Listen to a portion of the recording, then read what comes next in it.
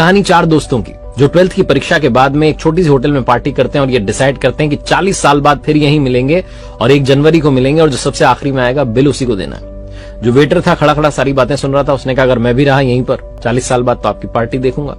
40 साल बाद पहला दोस्त पहुंचता है उस होटल में जो कि 5 स्टार होटल बन चुकी थी। वो वेटर मालिक बन चुका था। वो कहता है पहचानने के बाद कि मनीष जी आइए बैठिए, मैंने आपको पहचान लिया, मैं अब यहाँ मालिक बन चुका हूं, मैं वही वेटर हूं। मनीष कहता है क्या बात है।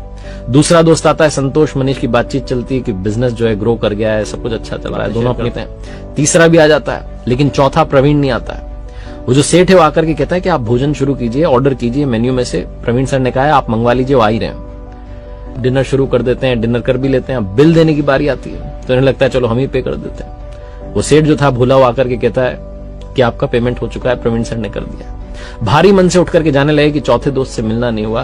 तभी एक सरकारी गाड़ी आती है, एक बंदा उसमें से उतरता है और लड़का आकर के तीनों को प्रणाम करके कहता है नमस्ते अंकल, मेरे पिताजी टीचर बन गए थे, मुझे कलेक्टर बनने के काबिल कर दिया और वो 1 महीने पहले ये दुनिया छोड़कर चले गए। उन्होंने मुझसे कहा था कि जब वो तीनों पार्टी खत्म कर दें उसके बाद जाना और पेमेंट वगैरह कर देना। पिताजी अब इस दुनिया में नहीं है। ये तीनों रियलाइज करते हैं कि 40 साल बाद क्यों मिले, 40 दिन बाद ही मिल लेते हैं। अपनों से मिलते रहिए इससे पहले कि कोई आपका अपना आपको छोड़ के चला जाए, क्योंकि आदमी पानी का बुलबुला है।